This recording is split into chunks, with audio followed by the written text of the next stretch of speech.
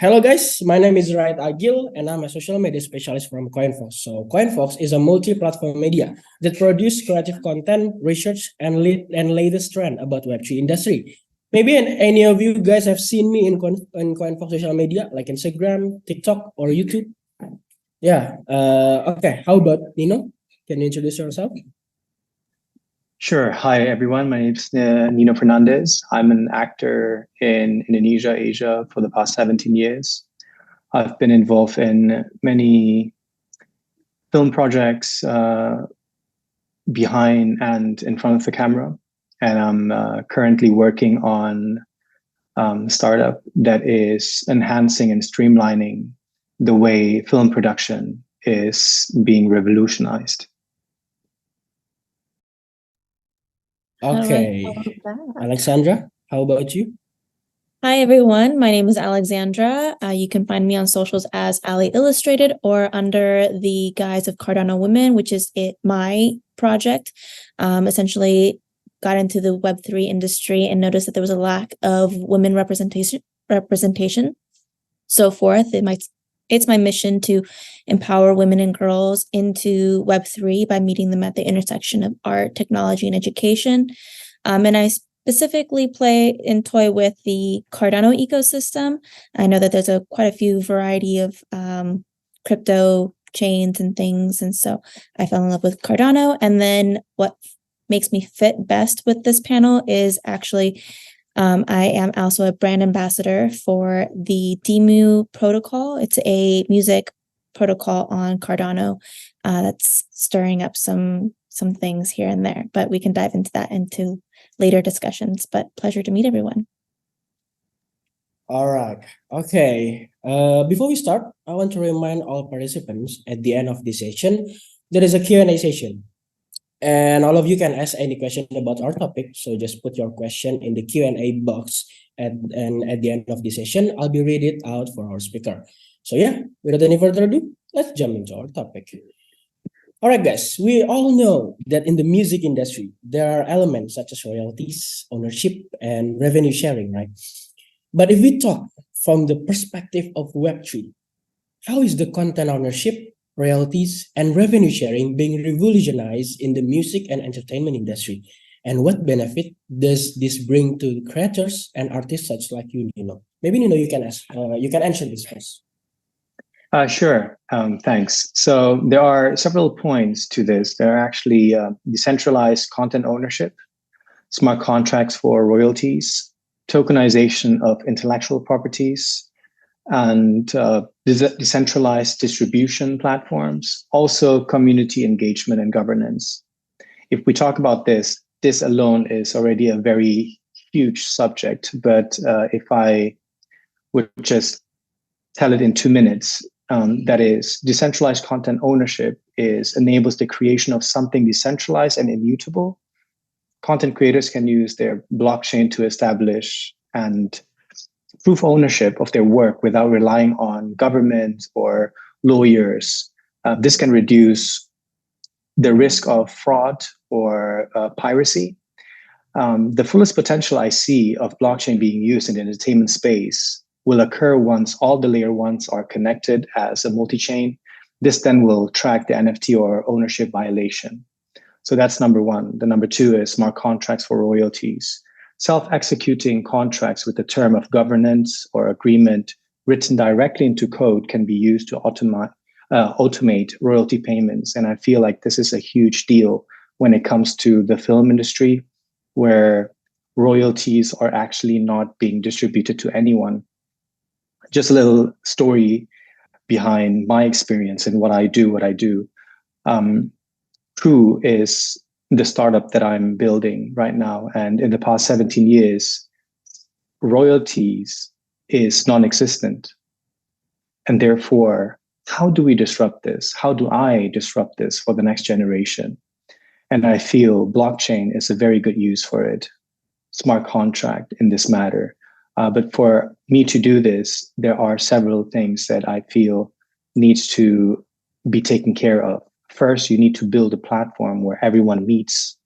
Second, you need to build a crowdfunding platform for this to happen. And third, we go to the royalties. So it's a long process, but hopefully it will work soon. Thanks. Okay. How about Alexandra? How about you? Well, he honed in on quite a few things that I was actually thinking. Same light is definitely the smart contracts enable the transparent and automation of royalties. If to put it simply, how many of us use Spotify to listen to our music, for example? Spotify is great. I love being able to listen to all music, get a playlist basically made for me. It's great technology. However, some people think that as soon as you put music up on there, you're viral. You have millions of followers, millions of money waiting for you at your doorstep. But unfortunately, that's not the case. The amount that you are expected to receive lies between 0.003 or 0.005 cents per stream.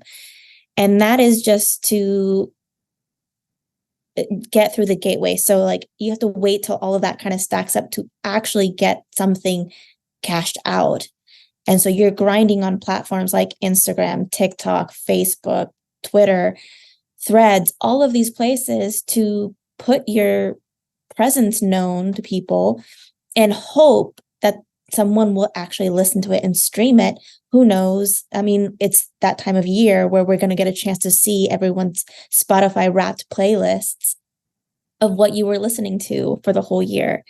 And a good portion of people probably might have Taylor Swift pretty high up there on their lists. And unfortunately, not a lot of independent artists. I think one big one that we can recognize and use right now is Tyla with her Water song. She's a South African, beautiful woman, talented for sure.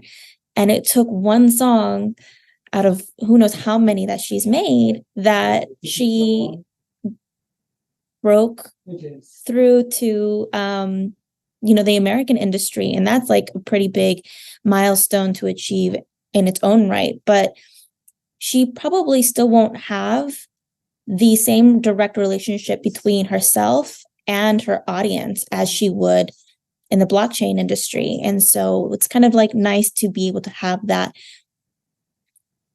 really close relationship between the two and also have royalties and not have to wait till you pass away and have it given to your family, which most of the time, the things that you pass off to your family is debt rather than money. So generational wealth waiting to happen.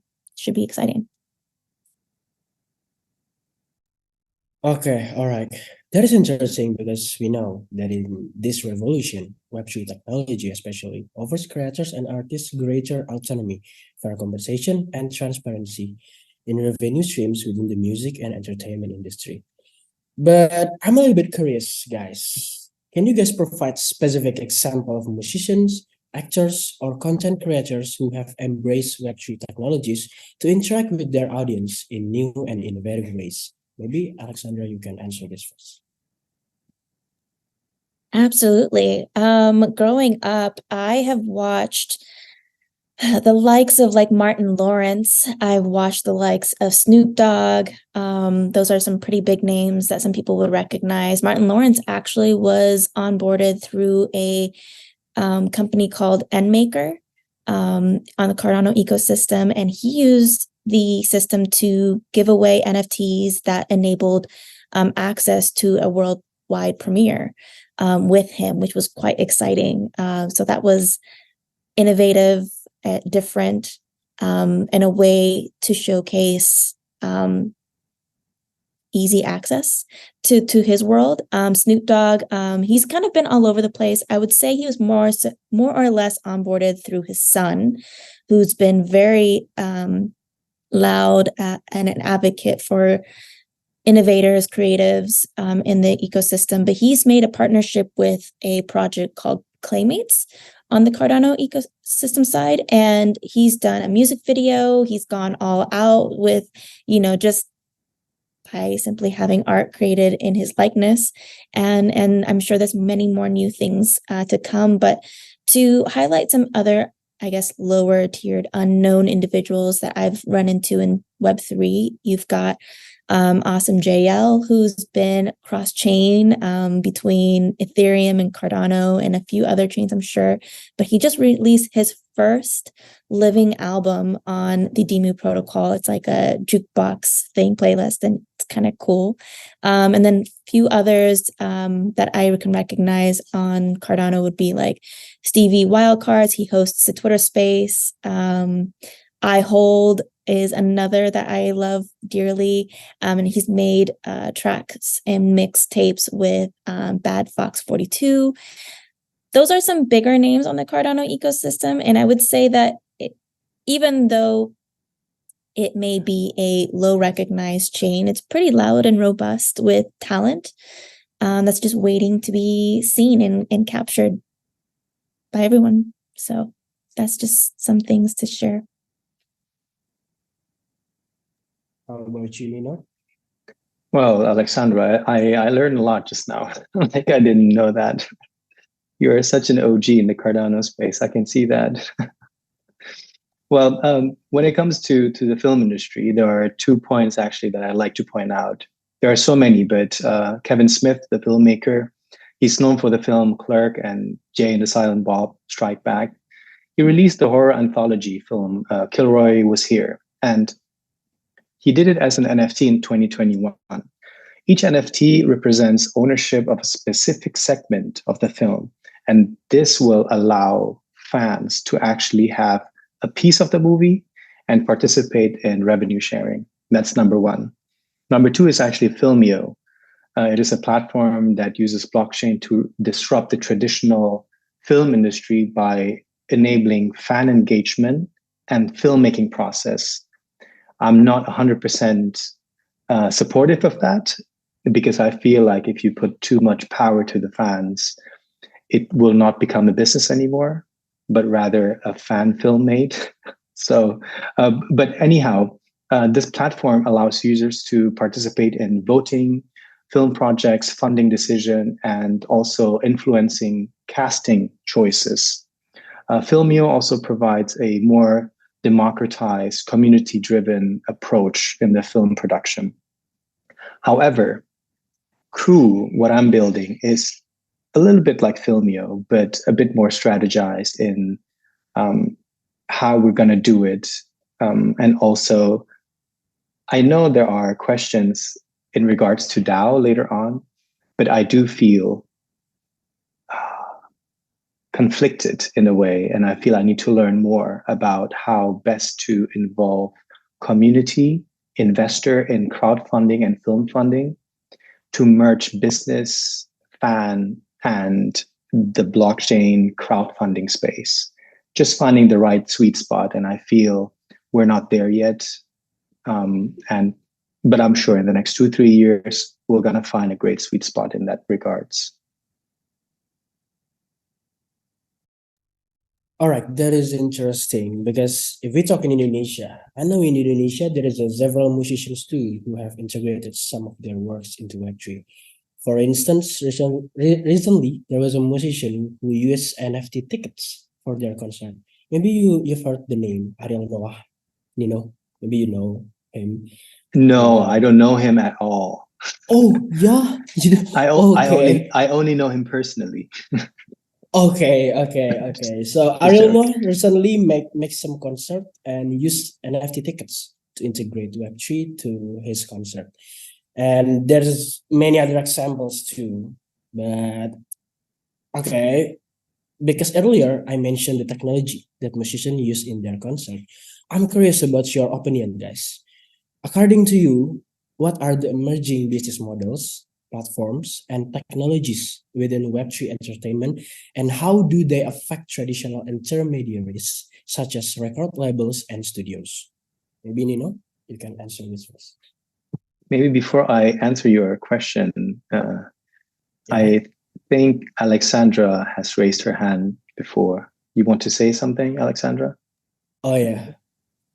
Thank you. Yeah, I just remembered another known, I guess, thing on the Cardano side was the first featured film on the blockchain was actually from one of my friends in London. She released a movie called Toxica, which has actually been released on Netflix as well. So something to also take a look at. But this is actually a really interesting conversation, just because it is nice to be able to unveil other horizons and see that, blockchain is so versatile in terms of, doesn't matter what chain you are on, there is something for everyone. And if it's not there yet, it's going to be built in some shape or form, and is still being built. So this is exciting. Thank you. I'm gonna make sure to have a look. Thank you so much for that. Yeah, so you were asking what are the emerging business model platform technologies within the Web3 space and how they disrupt the traditional film studios, right? Is that correct? Okay. Yes, that's correct. So I feel like we have touched a lot of the bases, and all the questions are actually going into that pyramid of blockchain, smart contract, decentralized autonomous organization, NFTs, royalties distribution. I feel the platform and technologies of entertainment that will affect the traditional way we do things is that Web3 is the heart of it. And I feel everything will be just founded by entrepreneurs who actually wants to disrupt the space, whether it's the music part, whether it's ticketing part, whether it's concert, whether it's film, but everything comes back to the same thing, which is blockchain, NFT, smart contract. So I feel the disruption there is in that part. If I may just tell a little bit about how I see the most disruptive part of this is not a lot of people have the chance to actually invest in movies or in musicians. It is only given to the selected few who have the privilege of investing. So meaning if you have a lot of money or you've got power or maybe you've got the right connection. But this will actually, the biggest disruption will come where regular people can invest in their favorite movies, in their favorite songs. And this has become normality. Now that is when they need to watch out, because when that happens, we're going to be on a trajectory just up there, So I feel from my part, that's that. The moment people can invest, that's where we're going to disrupt the traditional way of doing it. Thank you. Okay. Alexandra, how about you? Yeah, there's a lot of things to dive in this disruptive subject matter. We've been seeing it already happening for a few years now without blockchain technology, whether it is Taylor Swift trying to get back her rights for her music that she made, and having to make a public display. Granted, hers was more peaceful than others, but we've seen it with, TLC, for example, was a big group of women who were being used and abused for their talent.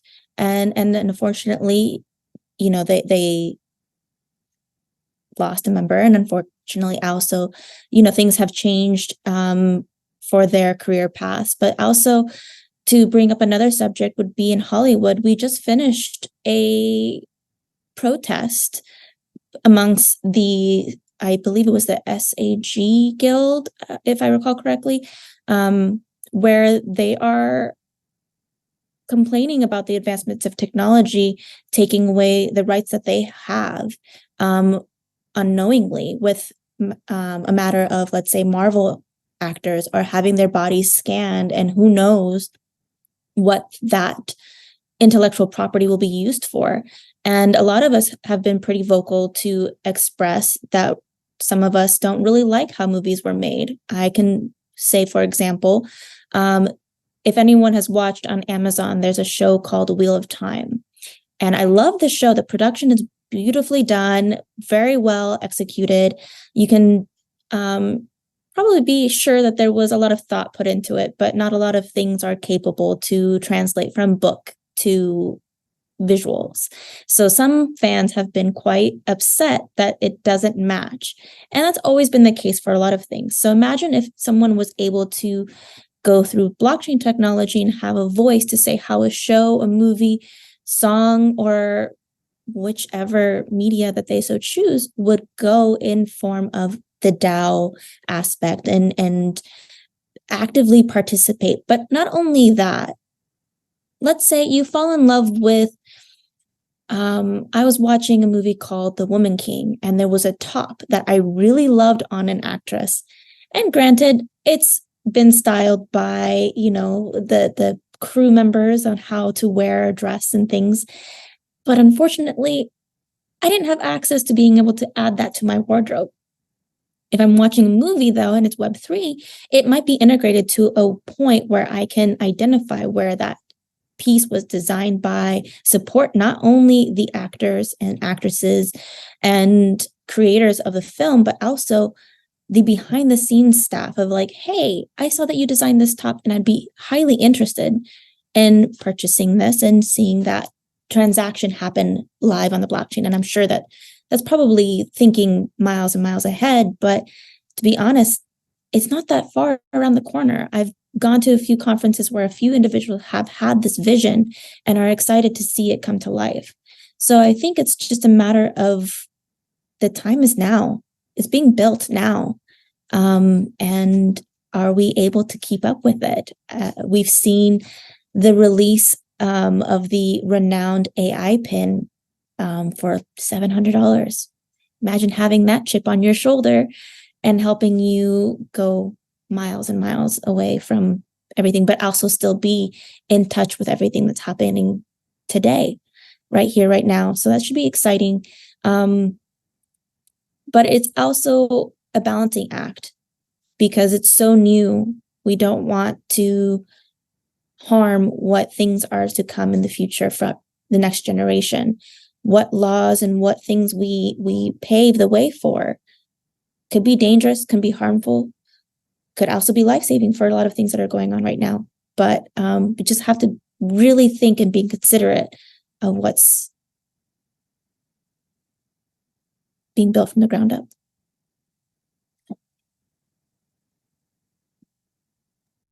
All right. Okay, that is interesting. Because now we're in the Web3 industry. I'm sure you guys have heard about DAOs. Maybe for the participant who don't know, DAO stands for Decentralized Autonomous Organization. I want to know your opinion, guys, about how does the concept of decentralized autonomous organization, aka DAOs, apply to content creation and entertainment, and what potential does this have for community-driven projects? Maybe Alexandra? Yeah, so it's still a fairly not exactly new concept because it's been around for, I believe, a year and a half or so. But it's like a form of governance where you get to have a democratic and community-driven initiative. And whether that be for a brand like, let's say, Nike, that'd be interesting to see something change and be revolutionized in terms of who is going to be representing the brand. The same thing could go in the same manner for a movie or music. If you were to have it more of a DAO structure, it'd be interesting to see an individual artist, let's say musician, songwriter or something, have a DAO system. That I would feel like it'd be a little overwhelming because one versus thousands. But at the same time, thinking of the industry, to be realistic and honest, it's never just one individual artist. There's a team that's usually behind the individual, whether it's their family, their friends, a manager, a social media strategist, branding, and all kinds of things that are essentially like lower tier, not directly involved with the industry, but still have a voice. And so that would be interesting to see that enacted. But it's still being, I guess, Jimmy rigged in a way to work for this use case, because I've seen it happening very well for the projects of like NFTs, like let's say I don't know if I'm speaking out of turn, but maybe like Pudgy Penguins or Sappy Seals have their community who speaks very loudly about what they want and what they need out of what they've invested in. So I'm not too sure about how the use case would be for this industry, but it'd be quite exciting. And then talking about things that have been built or tools that I've recognized in my immediate vicinity, there's a platform called Newcast. And it is a video streaming, let me make sure that I don't misquote it, platform that introduces true digital content ownership and allows creators to maintain better control over their content. And just like eliminates the need for centralized intermediary and delivers a transparent and equitable system for everyone. That's just one example, but talking about the music side as well, as it's very well integrated with or intertwined with music. I've seen protocols like Project Noom. They just made a partnership, I believe, with a organization called booktoken.io that publishes books on the blockchain. And then DMU protocol as well was another one that I can highlight. But I've also seen, as I mentioned earlier, a name called NMaker pretty active on just being simply an onboarding route for individuals like Martin Lawrence and a few others, I'm sure. So it would be interesting to learn from others how a DAO would work best. Okay, how about you, Nino? Well, Alexandra, I completely agree what you were just saying, like community-driven, community engagement as well, and so many aspects of a business. I think DAO gives us the opportunity to give back to community, to give them ownership of something that they believe in. I think it's a new form of marketing as well, where people who invest in a project can actually have real ownership of it, where they have voting rights or the rights to drive whether the company goes left or right, whether the artist goes left and right. I feel that is definitely the way to go. But again, like I said in the first question, this is a very dangerous territory, and finding a great sweet spot is very crucial, where I myself have thought about becoming a DAO, Crew becoming a DAO, and I do feel in the future this is very feasible. However, breaking from traditional paradigm, breaking the paradigm from traditional to something new, I think it needs people like us, like you and me, Alexandra, entrepreneurs who are actually disruptive. Entrepreneur comes from the word disrupting something, not founders. Founders are different. They're building something that is already established. They're following the tide, the crowd. But entrepreneurs are actually the way to go for DAOs. They're trial and error, like you just said. You want to understand more about, hey, how is that working, And I feel we will never know until there's a lot of DAOs failing and we find the sweet spot for it. And I feel right now we need to show them that, hey,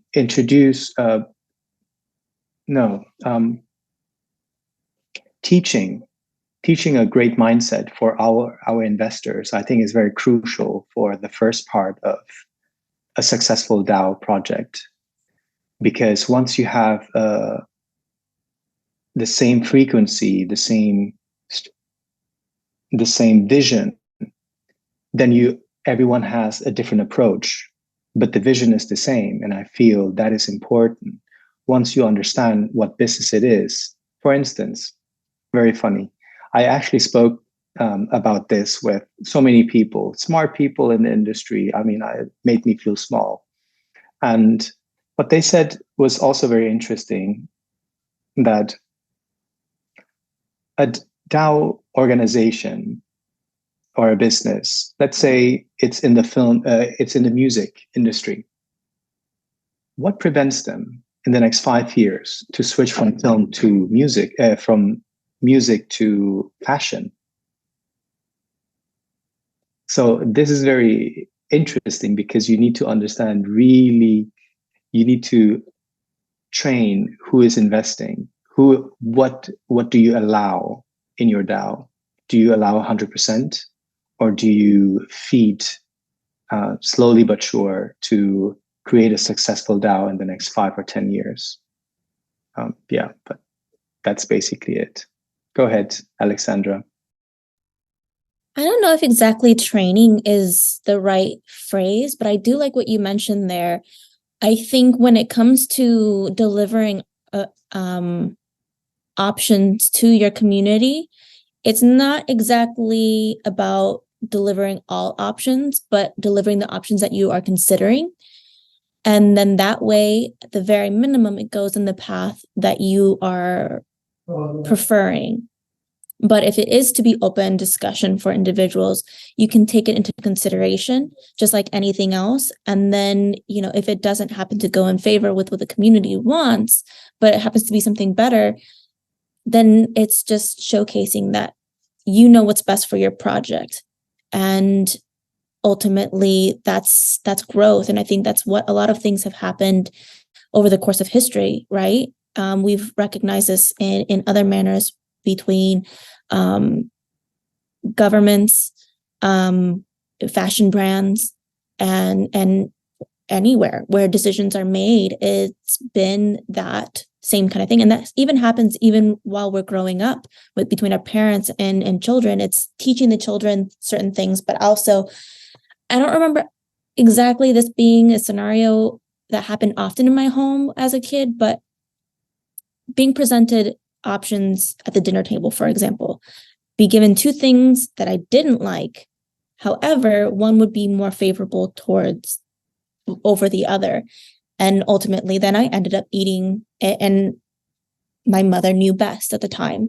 And eventually I fell in love with it. So that's kind of something that we could probably take as a inspiration for running forward with DAOs. But again, it's still something very new concept and has to go through a variety of iterations to be perfect.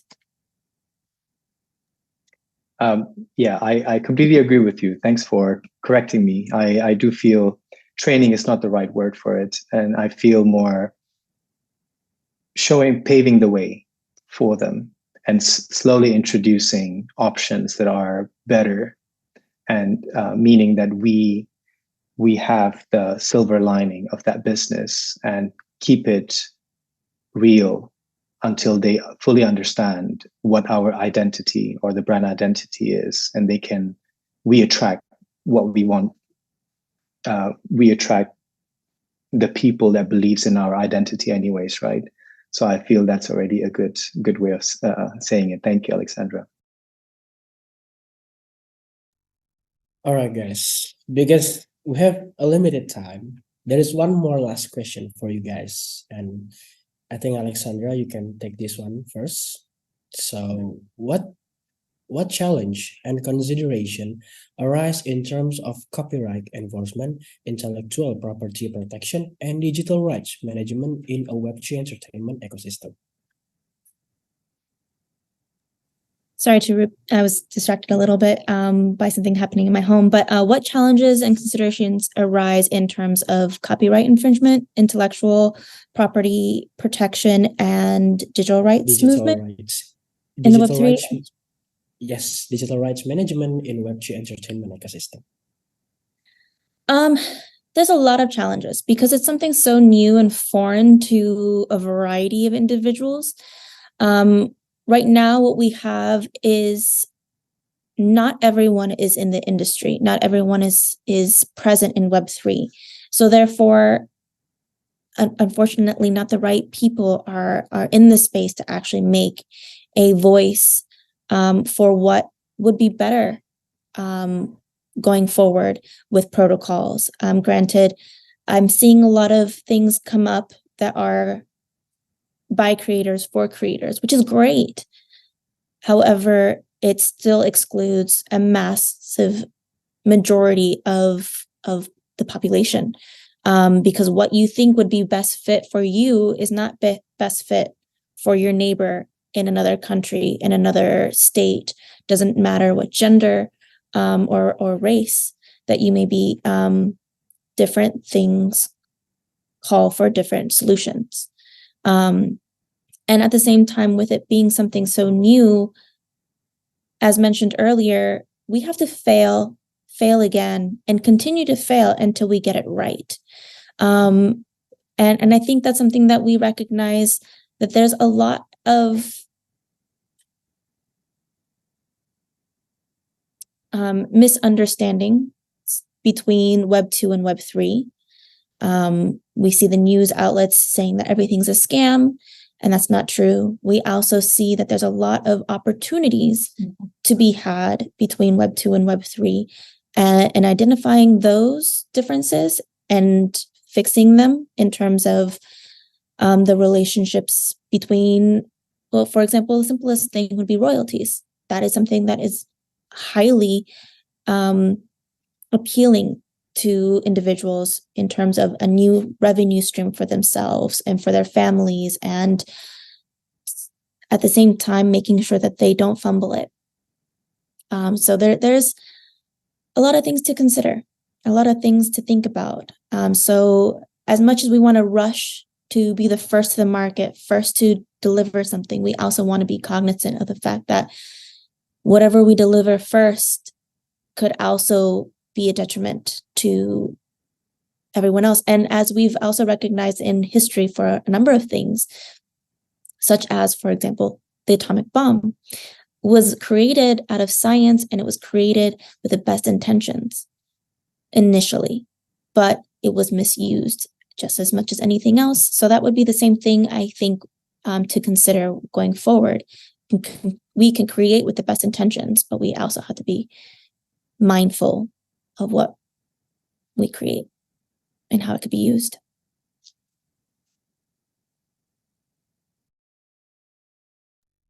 Nino, how about you? Yeah, I agree with you, Alexandra. If I may add, I mean, you've already stumbled upon a couple of points that I actually want to mention. But if I can ask also if the nature of blockchain makes it challenging to identify and enforce copyright violation. Because, I mean, if you say the question was, what challenges and consideration arise in copyright enforcement and intellectual property and protection in digital right management in Web3? So I do feel if someone violates copyrights in the blockchain space, how do you identify them if they are anonymous, right? So I think this will arise the challenge. How can you still be anonymous, but still take full responsibility of your violation? That's number one. And I feel WorldCoin is doing a great job in that department. Number two would be smart contracts and irreversibility, meaning once you put your IP in smart contract and suddenly there's something wrong, meaning you wanted to add something or you forgot to put maybe 2 seconds of your song, you can't take it back. Suddenly there's 2. So that is also another challenge. How do we deal with that in the future? Number 3 is interoperability and standardization. So across different blockchain and platforms, a lot of dApps may hinder seamless integration of copyright enforcement because there are so many L1s, like I mentioned previously. How do you put everyone in one space under one roof? And I feel in the next 5 to 10, maybe 20 years, this will be possible, but maybe not now. So once we have same language, everyone is or all the layers are interoperable, I feel we're getting closer to managing this problem.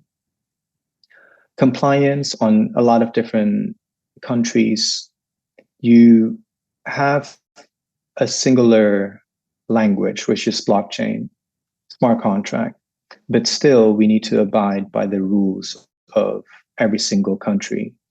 Now, the challenges is how can we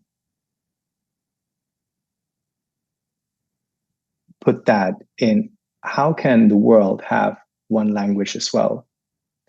Every country has one understanding of, hey, if it's blockchain, we understand it is what it is, so and it applies to everywhere you are, because in Indonesia, the president Jokowi has allowed digital asset to be collateral in the banks. So that's amazing. But the same digital asset is not collateral in Malaysia. So this is very interesting. How can we make it collateral in every single country in the world? And I do feel that is the challenge that us entrepreneurs are facing in the next 10 years, to make it just under one roof. All right. Okay, that is quite interesting. Thank you, Nino. Thank you, Alexandra, for the sharing insight. Right now, because our sharing session is time's up, let's go jump into the Q&A session. And maybe I'm gonna pick only 3 questions from our participant. From Rafael. Rafael asked about what the best way to increase mass adoption for Web3 in entertainment sector, such as music, film. Who's gonna answer first? Nino, Alexandra? Maybe Nino first? Yeah, sure. Okay. So if you want to have mass adoption, you need to understand the go-to-market strategy first. Once you understand that, then it will be easier to have mass adoption. I always say that to measure how big your company can be or your business can be is how many people need it. If it's needed by 10 people, 100 people, 1,000 people, millions of people, then you can talk about mass adoption. I cannot talk about mass adoption if I talk about something that only 50 people in Indonesia will use. Then that's it. So I think for him to understand mass adoption, Raphael, good question, by the way. The first thing you need to do is to understand your business and then plan your go-to-market strategy. How about you, Alexandra? This is my favorite question asked by many. It is always interesting to think about mass adoption, because when I'm in Twitter, I think I'm seeing everyone. When I go back to Facebook, I recognize those faces are not what I see on Twitter. So then I go back to what drew me into Web3. And for me, it was a frustration thing, because I didn't understand this conversation that was being had in my home. My partner was more involved than I was at the time. And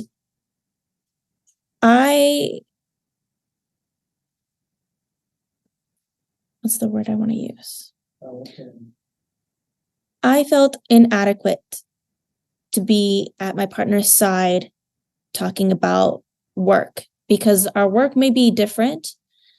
However, I just wasn't able to have connection. So from there, thank you to Siri for listening to our conversations. She showed me advertisements on my Facebook, things that were relatable for me in the blockchain technology industry that would be appealing for me. So I saw an article about Emily Ratajkowski, one of the world's most beautiful women, and how she was using the blockchain technology for her benefit. And from there, that intrigued me more and more to dive in and recognize that not only was this something of early access, like the internet boom or anything like that, I had work to do. I had something that I needed to bring to the table so that way I could have more discussions with my friends and my family. But it took a matter of seeing someone like me to join the space. So I think that's one of the things that is also important to recognize, that as we see here, not everyone is an entrepreneur. Not everyone is a first mover of a lot of things. It takes a lot of bravery and a lot of courage. But the people that follow have to be able to resonate with you in terms of what product you have to deliver, what messaging you have to offer.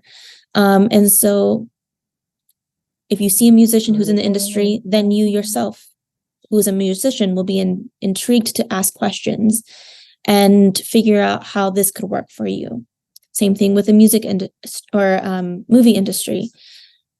If you don't see an actor, director, or any industry presence, you're not going to join the space because you're hesitant on making a mistake.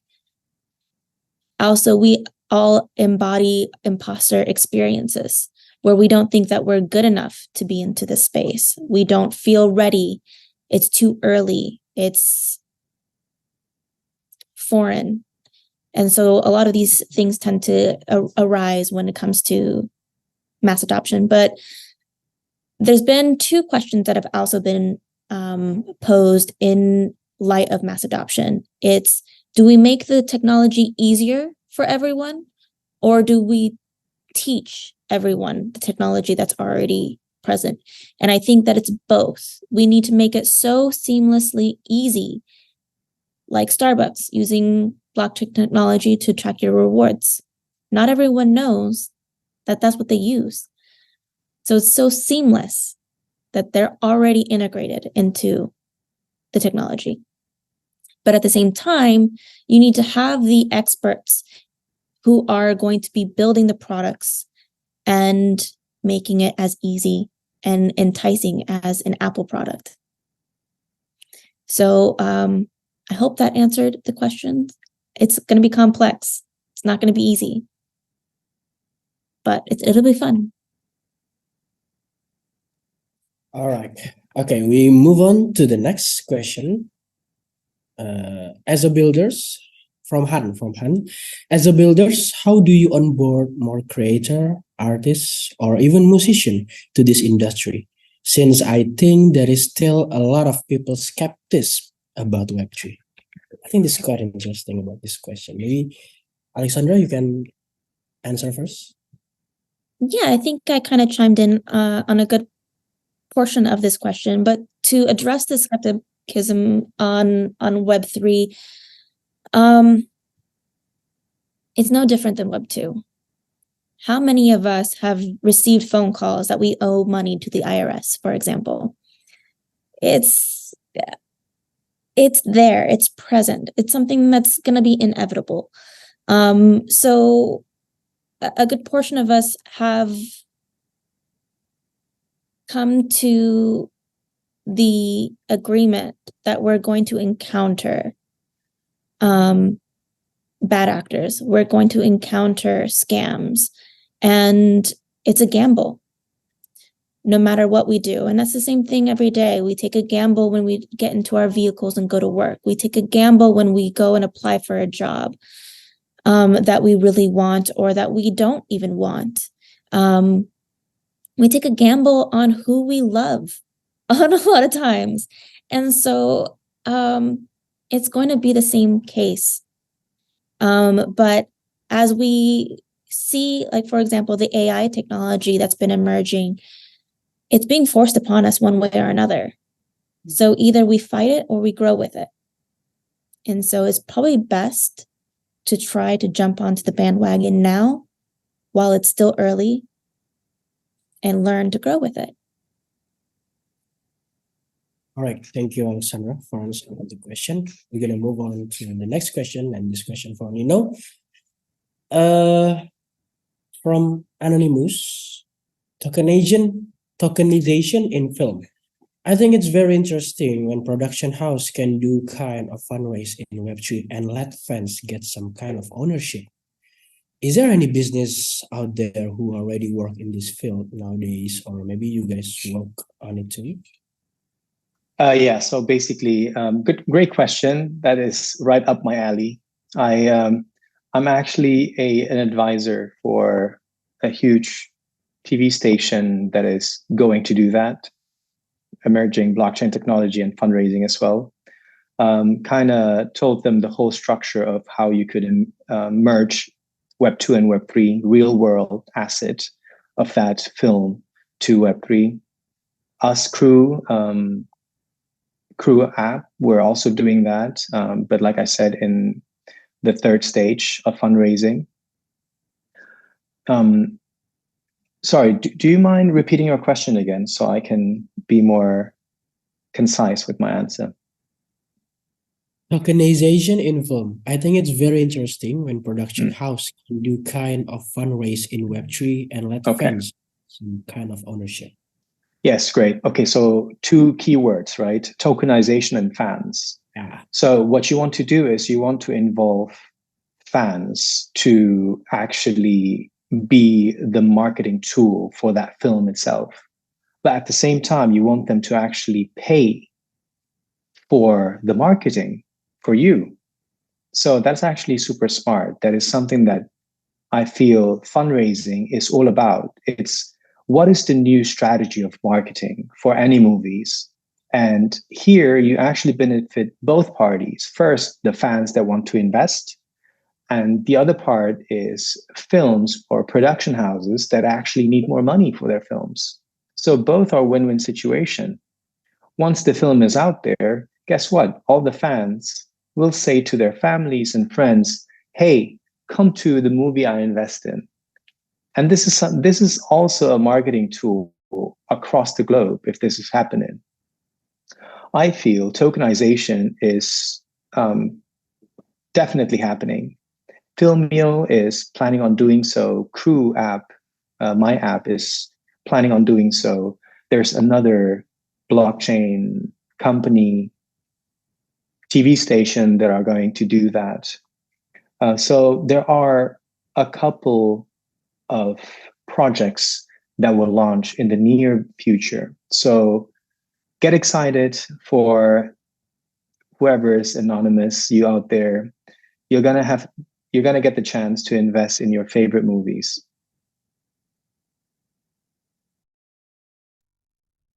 All right.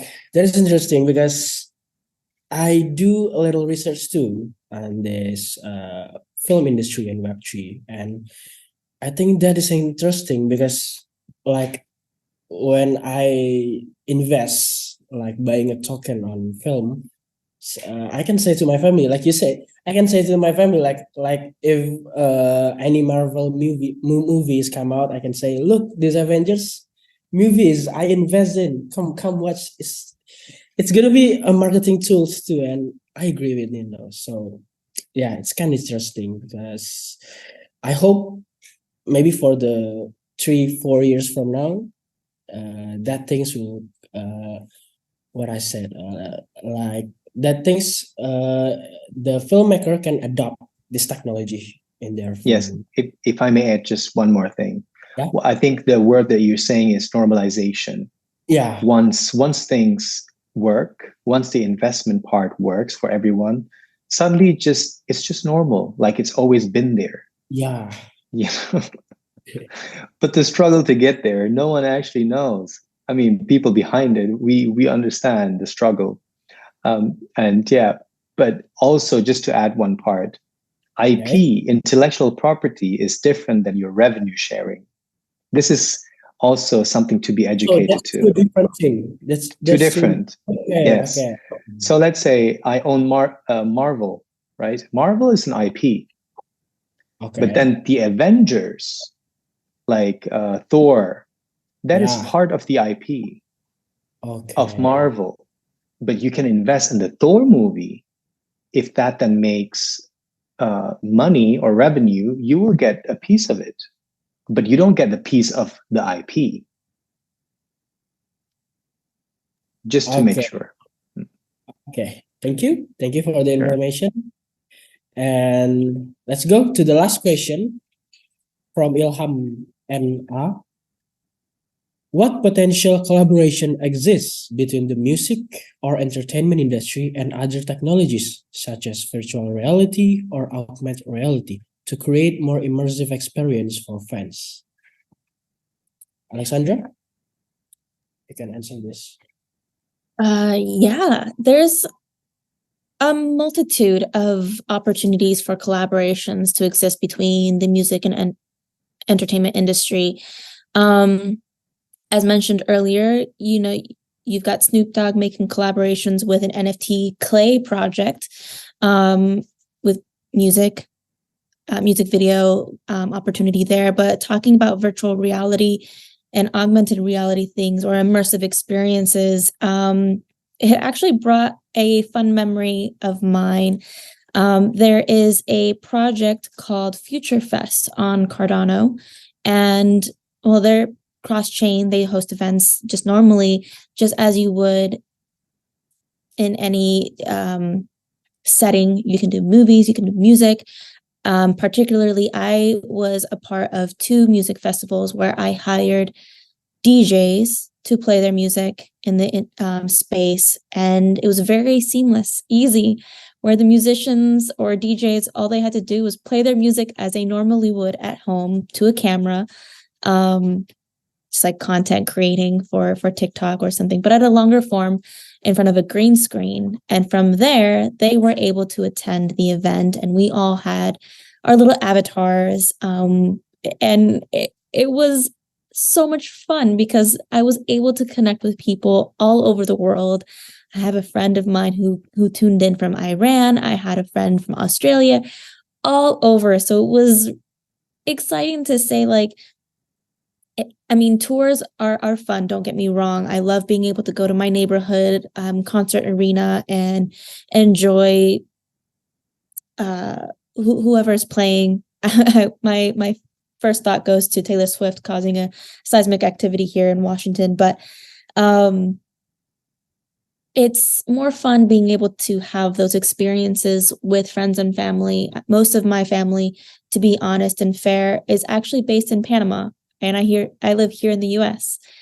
I only get an opportunity to visit maybe every 3 years if funds and time allow, because I'm no longer, fit with the constraints of, school vacations or those time off opportunities that we had when we were younger. But then going to talk about music or movies and things, I've seen and actually am planning to host a movie night in the Decentraland space, as well as spatial galleries. Pretty popular on the Ethereum side, but doesn't matter what chain you're on, you can kind of come by and enjoy popcorn and a movie with friends. So I think it'll be fun to see those things become more normalized than what we did during COVID times and being on Zoom like we are right now. So, how about you, Nino?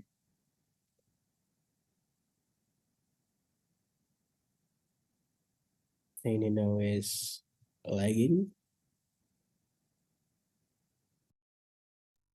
I think he froze. That was my Yeah. mic drop a moment. Nino is closing. All right, maybe I have one more last question for you, Alexandra. So I do a little background checking on you, and I found that you're from a military industry. Am I right? Military. So I think this is quite a big leap from military industry into the Web3 industry. Can you tell us a little bit about how you finally found yourself in this Web3 industry from military industry? Yeah, thank you for digging up my life. I've been in a variety of industries. Talking about the entertainment side, I did freelance modeling, which is like an art form all in its own right. And that was kind of a passion of mine when I was younger. But my mom always told me to go after realistic dreams. So I kind of stopped and I went after a career path that I thought would be providing food on my table. And unfortunately, that led towards being incredibly honest with myself that I was not good in school. So I couldn't quite pursue going to college without going into debt. So I went after the military route, and I fell in love with space operations. So it should be very fitting for me to be in tech space here. Not quite the same, but when I got out of the military, I was faced with hardships in the form that I couldn't get a job. To be frank, everyone thinks that just because you join the military, you are given automatic benefits in terms of preferences for free meals on Veterans Day, and first come, first serve access to all kinds of things. And granted, there are nice perks, but they're not free. And what was even more revealing was, regardless of my on-the-job experiences that I had that were unable to be replicated on a day-to-day basis, there's things on my resume that no one else in the world will ever have an opportunity to do. And presenting that to industry companies like Boeing or Lockheed Martin and likes of them, unfortunately, I was outranked by officers who had just graduated college and had no on-the-job experience. So it was a juggle between overexperienced and underexperienced for things. And so I had to figure out a way to survive, because as we've seen here, at least what I've recognized is a number of individuals who will be holding, unfortunately, a sign that they're homeless and they need help. And a good portion of them will be dressed in military grade gear. And granted, some of them will get access to it through Salvation Army or Goodwill or something like that.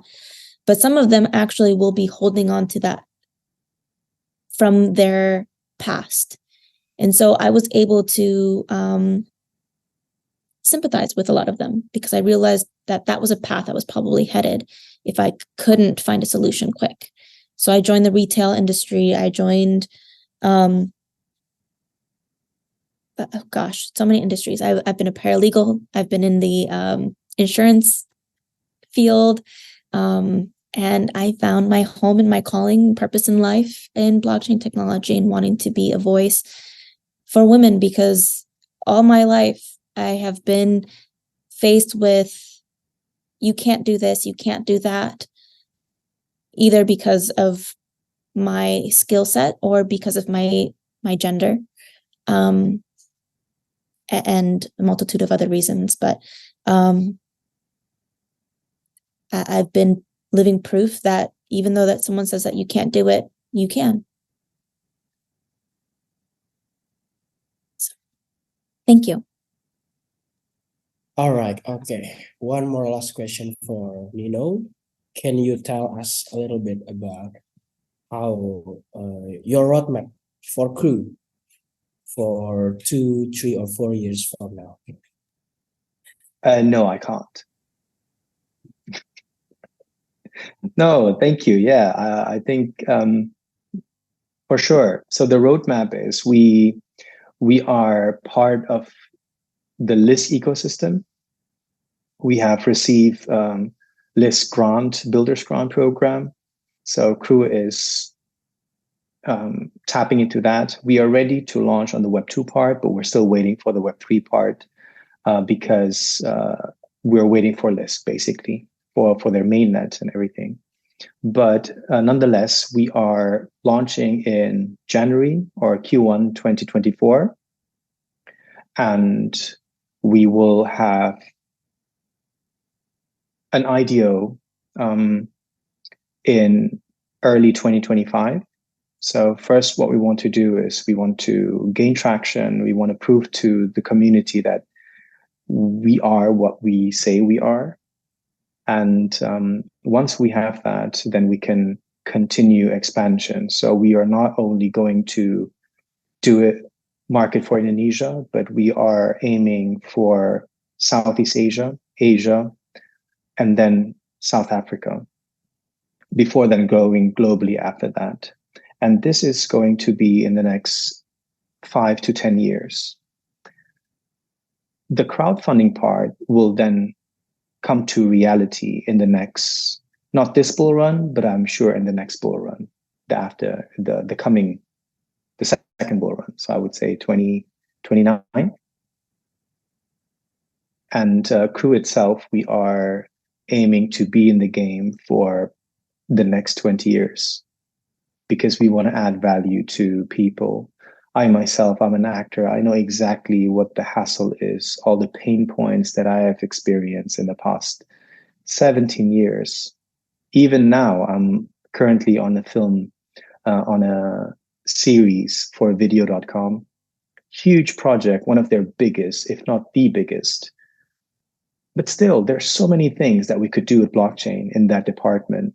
And hence why I'm still doing this, because I want to still be up to date what the people need, what the customer need, what the users going to need in the future. Hence why I'm still doing projects while also being a CEO and trying to navigate and delegate everything and planning the launch in January. But we're very fortunate that we have great advisors, great names in the film industry. We are part of the government for Cominfo. We're very close with them.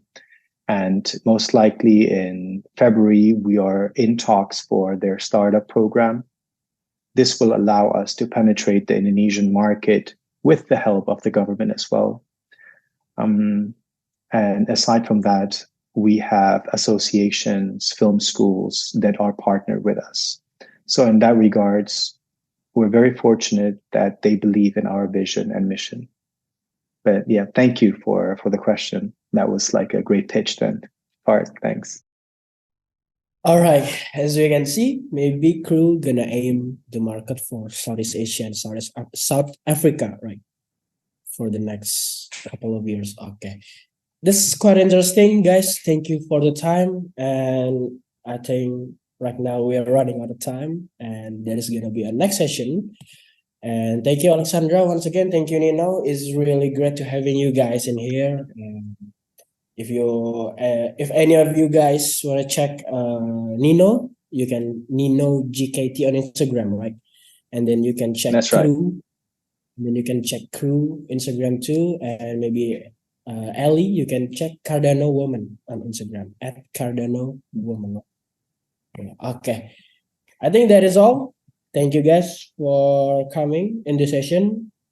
Once again, it's still an honor to have you guys in here. And goodbye. Thank you. Bye, everyone. Thank you so much.